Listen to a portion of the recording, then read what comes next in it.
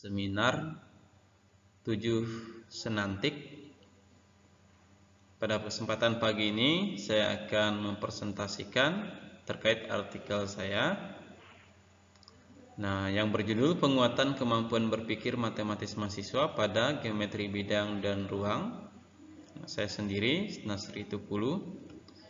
Abstraknya dalam penelitian ini adalah penelitian deskriptif, yaitu penelitian yang bertujuan untuk mendeskripsikan kemampuan berpikir matematis mahasiswa pada geometri bidang dan ruang. Pendekatan yang digunakan adalah studi kasus. Kemudian penelitian ini merupakan penelitian studi kasus karena fokus penelitian ini menjawab bagaimana penguatan kemampuan berpikir matematis. Pengembangan dikonstruksikan melalui tujuan teoretik sintesa dari penelitian terdahulu. Dan contoh-contoh penguatan kemampuan berpikir matematis. Sampel dalam penelitian ini sebanyak 20 mahasiswa untuk memperoleh hasil deskripsi kemampuan berpikir matematis. Selain dari pemahaman soal, juga melalui hasil wawancara dengan mahasiswa pada geometri bidang dan ruang. Alur penelitian penguatan ini dilakukan untuk soal esai sebanyak 5 soal untuk mengukur kemampuan berpikir matematis yang telah divalidasi. Kemudian dan seterusnya sampai dengan hasil wawancara dengan mahasiswa menunjukkan bahwa kemampuan berpikir matematis dalam materi sejajaran garis dan sudut kongruen tercapai. Oke, kita akan lihat di bagian pendahuluan.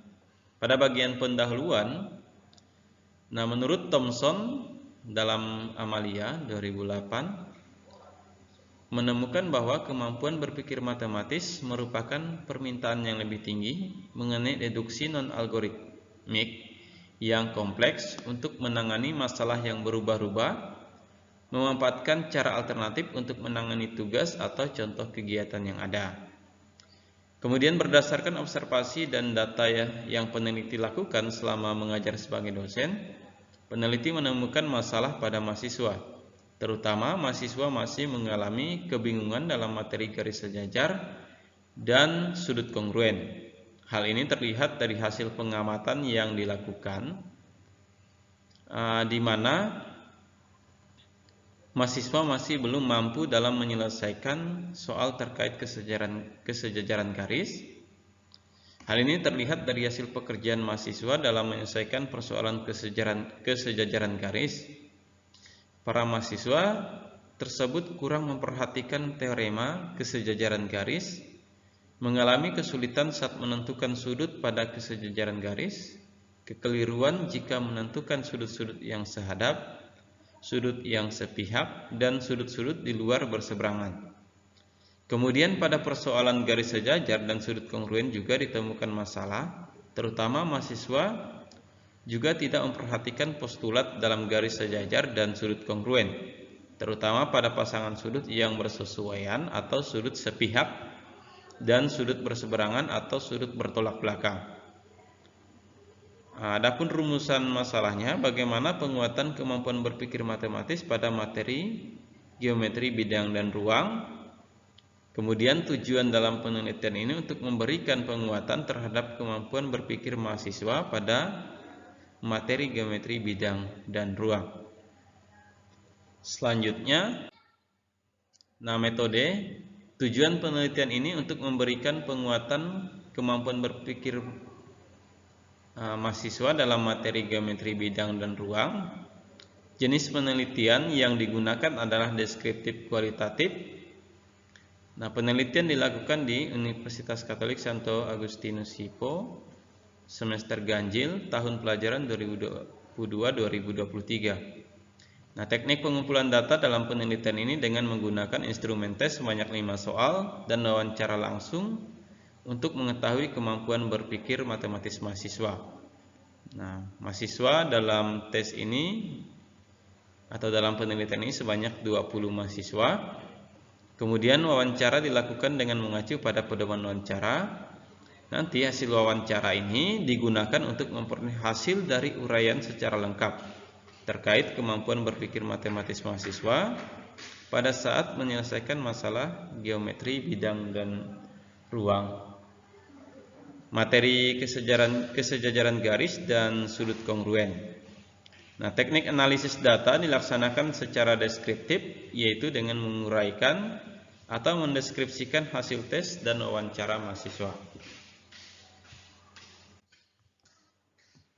Hasil dan pembahasan dalam penelitian ini: deskripsi penguatan kemampuan berpikir matematis. Pada bagian ini, peneliti akan melaporkan hasil studi belajar mahasiswa pada materi kesejajaran garis. Hasil laporan ini diambil sampel dari 20 mahasiswa untuk berpartisipasi dalam penelitian ini. Nah, penelitian ini dilakukan di kampus Universitas Katolik Santo Agustinus Hippo. Pada indikator mendalami, mahasiswa memperhatikan postulat atau teorema. Peneliti juga menjelaskan mengenai sudut yang kongruen dengan contoh soal disertai gambar. Dari penjelasan dan postulat yang ada, mahasiswa akhirnya dapat memahami materi kesejajaran garis dan sudut kongruen. Hal ini terlihat dari mahasiswa dapat menyelesaikan soal esai dan juga hasil wawancara langsung dalam proses perkuliahan. Ketika ditanya, mahasiswa dapat menunjukkan sudut yang kongruen kepada mahasiswa lain. Pada indikator menduga, mahasiswa sudah dapat menduga soal yang diberikan dengan memperhatikan teorema atau postulat tentang sudut yang kongruen pada garis sejajar.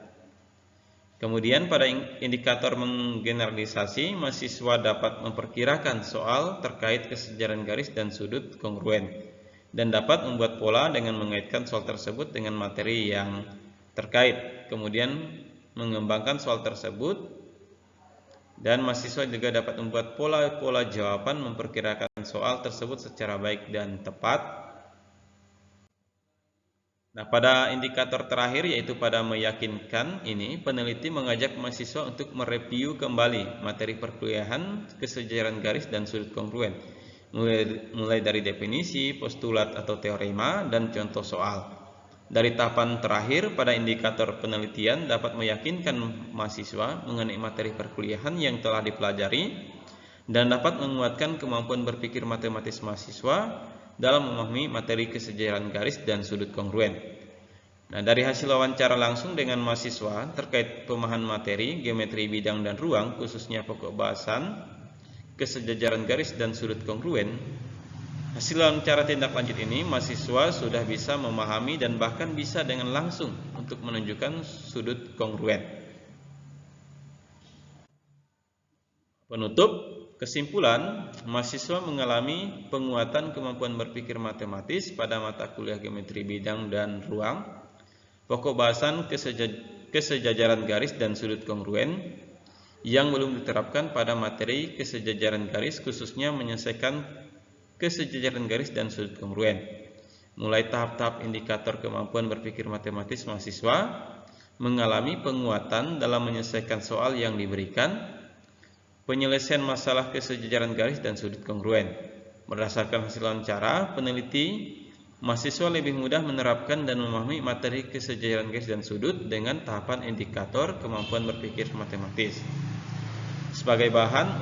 Kemudian saran sebagai bahan untuk mengajar khususnya pada materi geometri bidang dan ruang, supaya para dosen maupun guru dapat menerapkan proses penguatan kemampuan berpikir matematis mahasiswa dan siswa. Langkah efektif untuk memudahkan mahasiswa dalam memahami materi kesejajaran garis, dan terakhir sebagai bahan rujukan untuk penelitian selanjutnya. Oke, ini rujukan dalam penelitian yang diambil untuk mendukung data dan pendapat dalam penelitian ini. Terima kasih peserta seminar Senantik 7. Selamat pagi.